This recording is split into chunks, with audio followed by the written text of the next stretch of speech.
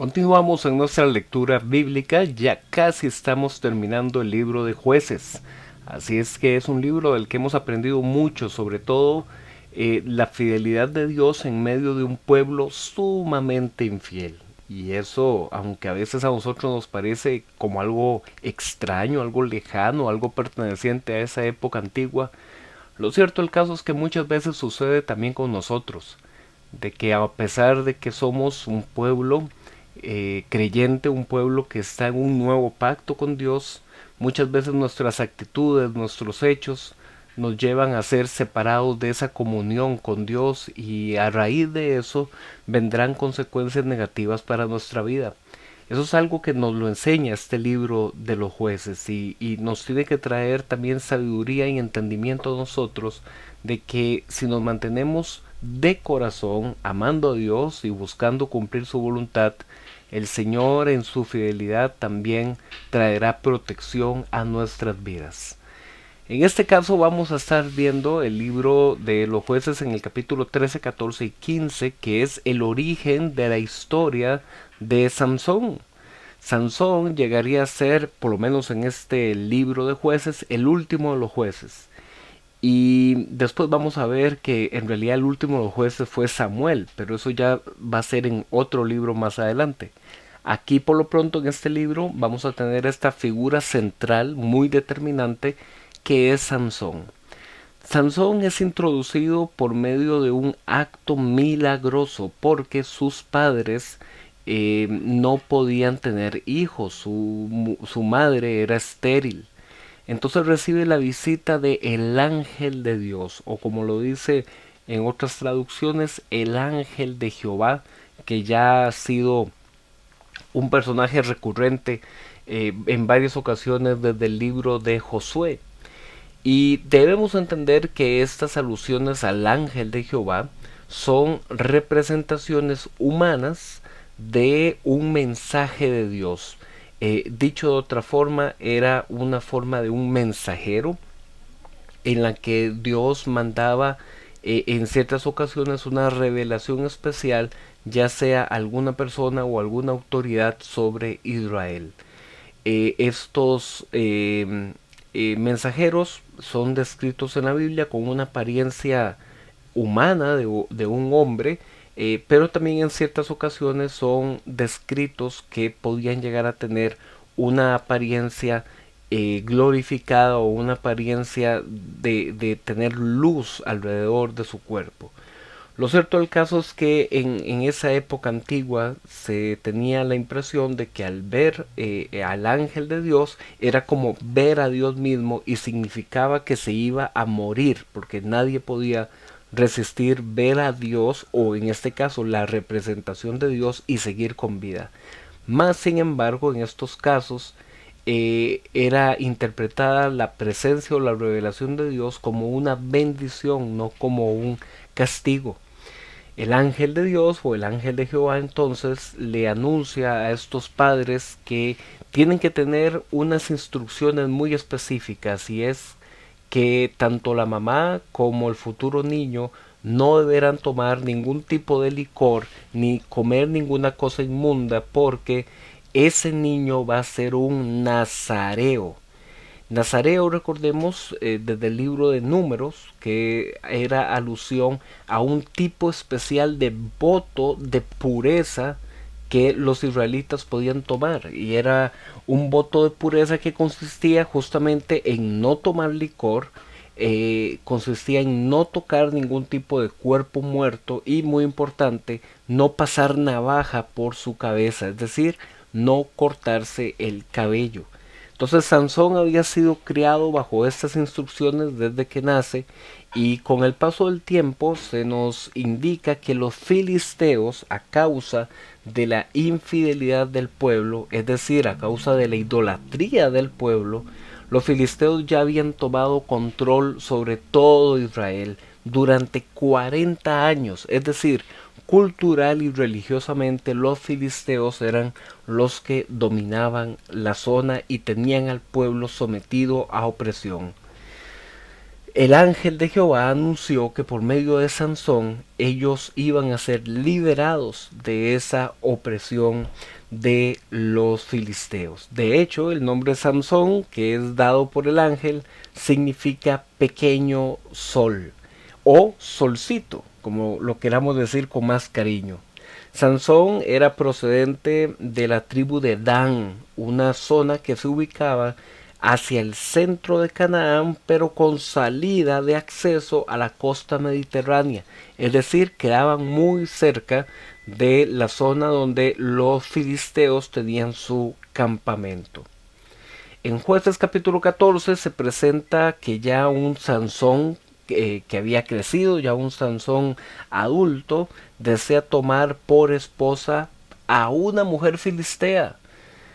Y esto nos puede llamar muchísimo la atención porque en la ley, es decir, en los primeros libros de la Biblia, en el Pentateuco, se nos había instruido de que el pueblo de Israel no debía entregar ni a sus hijos ni a sus hijas en matrimonio con ninguno que fuera de los pueblos extranjeros o de los pueblos que estaban en Canaán.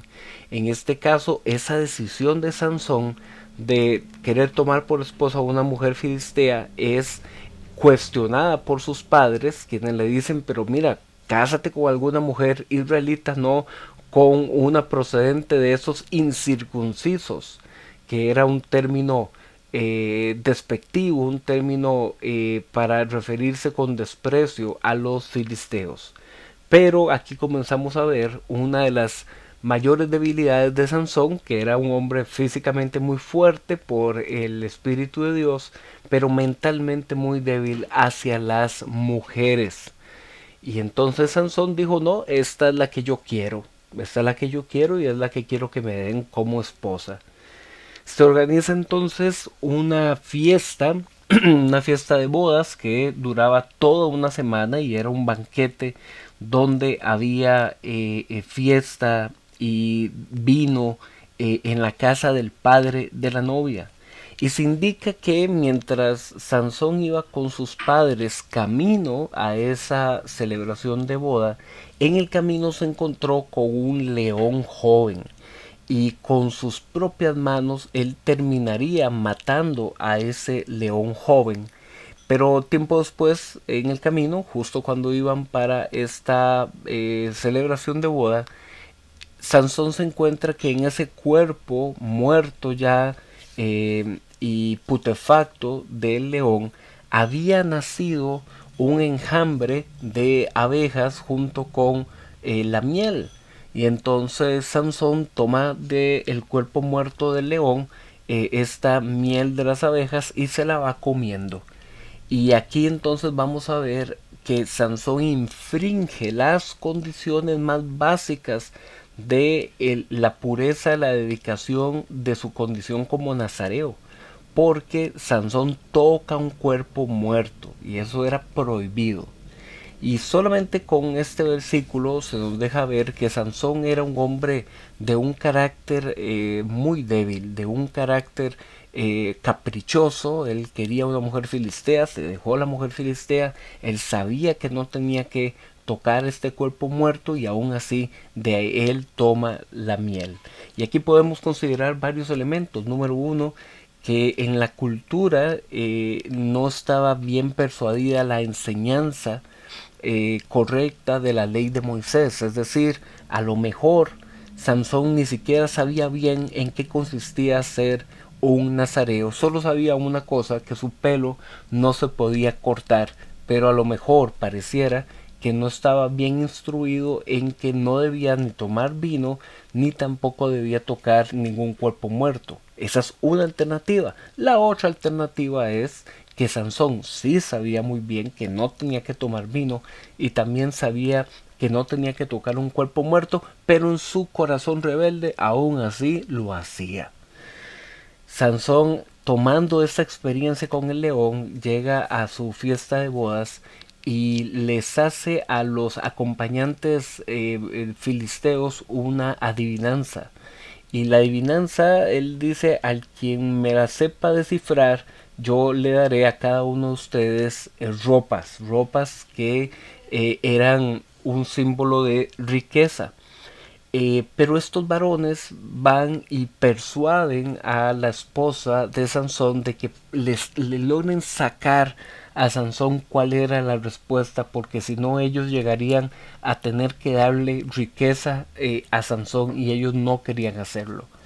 Al final esta mujer logra persuadir a Sansón para que le diga cuál es la respuesta del enigma, y ella se lo dice a los hombres filisteos, y a causa de esto Sansón termina matando a otros 30 hombres filisteos para quitarles la ropa y entregarlas como pago por la adivinanza a estos otros 30 acompañantes.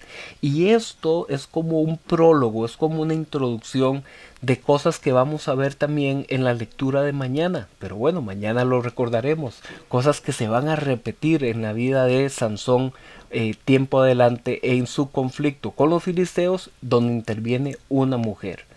Así es que a causa de esto Sansón deja a la esposa que había definido, la deja junto con sus padres, y él se retira.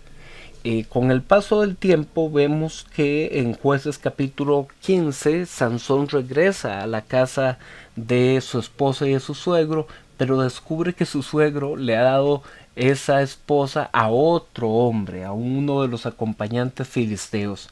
Sansón reclama de por qué le han hecho semejante cosa, pero el suegro le dice: mira, yo como te vi que te fuiste, interpreté que tú no la querías, de que la habías despreciado, entonces se la di a otro, pero tranquilo, Sansón, aquí tengo a la hermana. Y entonces Sansón, como una forma de venganza de que le habían quitado a su esposa, va y quema las cosechas de los filisteos de la zona. En venganza por esto, ahora son los filisteos los que entonces van y queman al suegro y queman a la esposa de Sansón, y andaban buscándolo también a él para matarlo.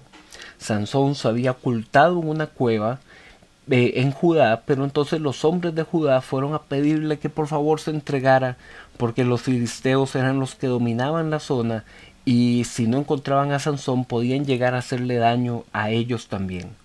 Sansón dejó que estos hombres de Judá lo ataran y lo entregaran a los filisteos, pero justo al llegar delante de ellos, el Espíritu de Dios vino a Sansón dándole fuerza, y logró matar a 1000 filisteos con la quijada de un burro, o la mandíbula de un burro que había encontrado en el suelo.